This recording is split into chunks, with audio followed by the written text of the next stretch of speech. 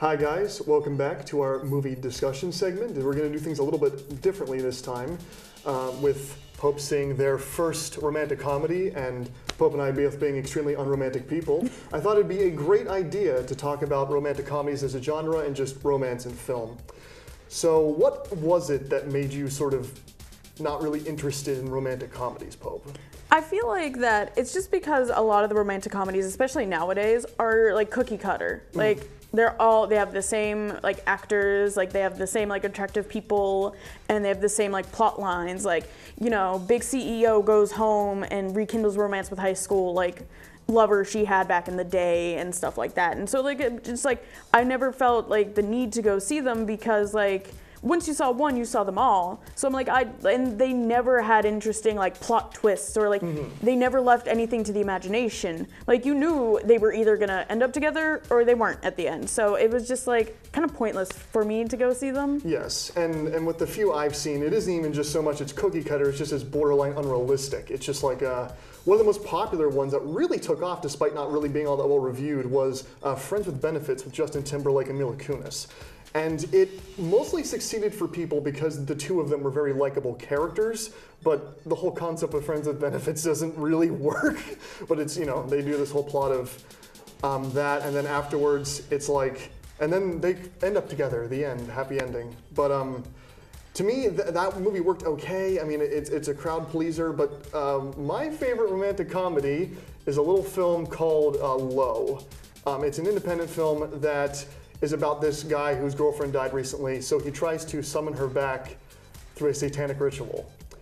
And instead, a demon comes back and tries to help him get his girlfriend back. And there's like a really sweet twist at the end as to everything that's going on. But that kind of gives a good impression of my spectrum of romantic comedy. Now see, that sounds like interesting though, because it offers something that a lot of like, it is unrealistic, but it's unrealistic to like a great extent.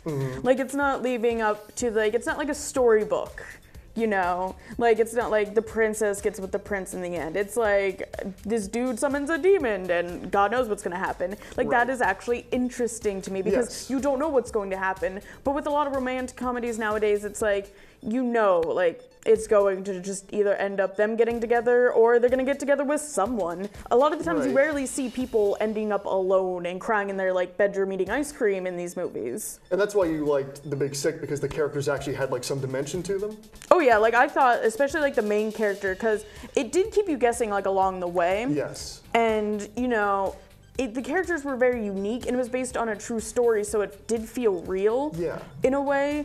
And it also, I thought that, you know, the fact that it played with different religions and stuff like that and family expectations and different cultures, that really made it realistic for me. And honestly, because it was like a longer movie, it did take a lot of plot twists you didn't see. Like when she was first in the coma, like I honestly thought the movie was gonna end there. Like he was just gonna like have to live his life and, you know, she was either gonna die or make it. And then she got better. And then, you know, the hopeful part of me was like, oh, you know, she's gonna be like, you know, yeah, I love you. But then she was like, no, get away from me.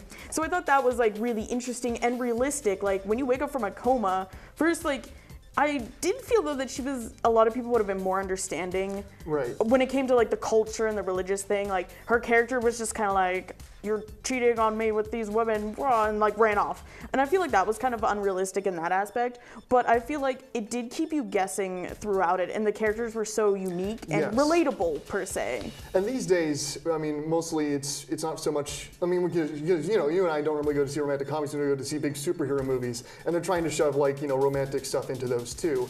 And I think it's getting to this point where there's a big debate between people that want the romance in there and want, you know, to kind of feel something from it, and people that want the characters to just be friends, and sometimes that can take some of the emotion out of it. So like, I think a good example is Wonder Woman, the new Wonder Woman film, where they portrayed the relationship between her and Steve, and it was mostly just kind of friendly, like they just kind of got each other and they worked along fine. But I guess just because of expectations, they have a scene at the end of the movie where they go into a hotel and they kiss, and it's like they force the romanticness into it. And to me, I feel it still would have worked fine, and that's the thing, like you have to carefully balance it or else you're gonna kind of just, there's gonna be too much, or it's just gonna be like, what were they even doing? And I totally get that. Like, I see, especially in like a lot of movies like we enjoy, I see a lot of unnecessary romance just like thrown in there. Mm-hmm. And like a lot of the X-Men movies, like I understand there was like a big like love triangle between like Wolverine, Cyclops, and Jean Grey, but like, do you have to emphasize it that much? Like, I get it, like, there's, like, romance, like, there, and it's, like, kind of needed for the tension between Wolverine and, like, Scott, right. But also at that point, it's just like, this is a superhero movie, like, come on now. And like with Iron Man, like the other problem with romance is you just kind of need to develop it or it goes nowhere, so they eventually just end them. Yeah. Well, that's all we have for now. After the break, we have Tiffany and Olivia with this week's hottest celebrity news. Stay tuned.